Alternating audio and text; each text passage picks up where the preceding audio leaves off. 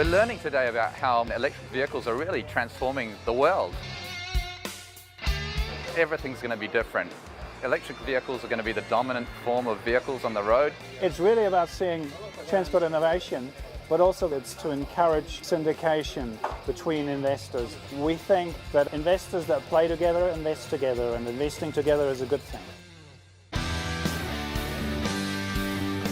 We started this morning at the Lysat building on Pakenham Street West. We had some briefings from Lime Scooters, YouGo, Amazon Web Services, where some of these startups use artificial intelligence and machine learning to make decisions. And then after an hour and a half of that, we scooted across here to Juicy.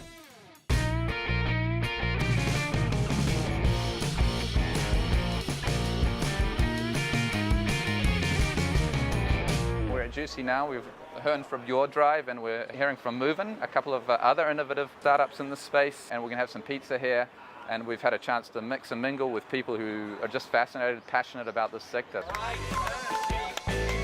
We were encouraged to dress up. Some of us made an effort, didn't we? Yeah, some of us did.